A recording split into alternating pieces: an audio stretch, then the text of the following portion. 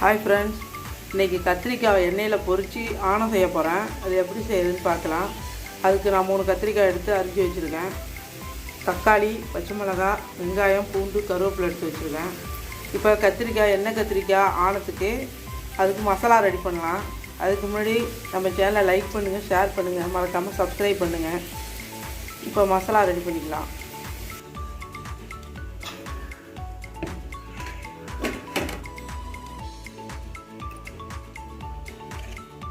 ஒன்றேகால் spoon மிளகாத்தூள் சேர்த்துருக்கேன்.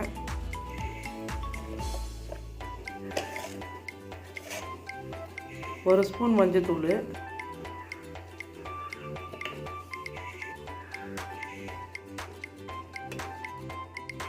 மல்லித்தூள் 2 ஸ்பூனு,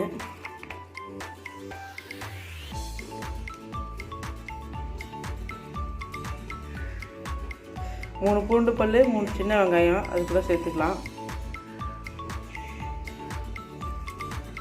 2 தக்காளி அது கூட சேர்த்து நைஸாக அரைச்சி எடுத்துக்கலாம். 1/2 ஸ்பூன் அளவு தேங்காய், திருவின தேங்காயும் அதோடு சேர்த்துக்கிறேன். பொரிச்ச கத்திரிக்காய் ஆனதுக்கு எண்ணெய் சூடாகிடுச்சு. இப்போ கத்திரிக்காவை பொரித்து எடுத்துக்கலாம்.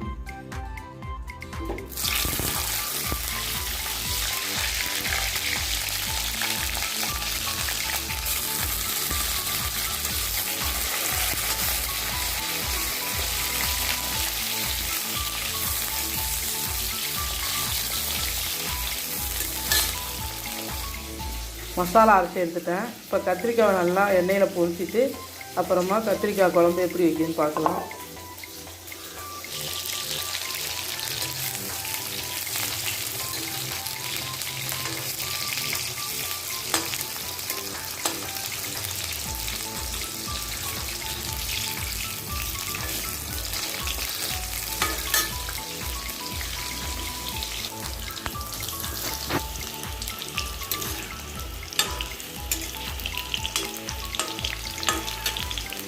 இந்த கலர் மாறுதில்லை, இந்த மாதிரி இருக்கணும் கத்திரிக்காய். அப்போ தான் குழம்பு நல்லாயிருக்கும். கத்திரிக்காய் வற்ற அதே எண்ணெயில் இப்போ தாளிச்சிக்கலாம். கடுகு, வெந்தயம், ஜீரகம் எடுத்துக்கிறேன். அதோட சேர்த்துக்கிறேன்.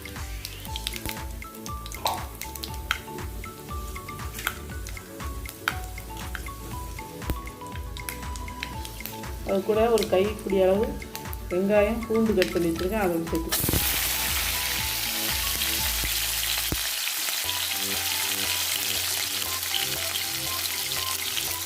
கருவேப்பிலை சேர்த்துக்கிறேன்.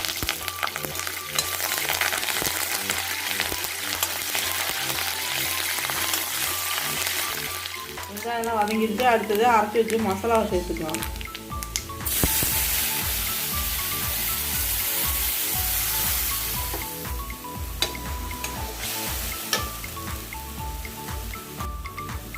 ஆனத்துக்கு தேவையான அளவு உப்பு சேர்த்துக்கிறேன்.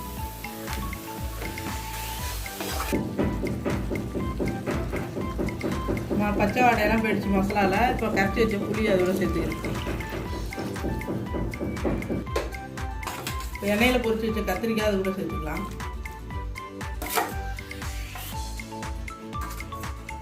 அது கூட ஒரு பச்சை மிளகா சேர்த்துக்கிறேன்.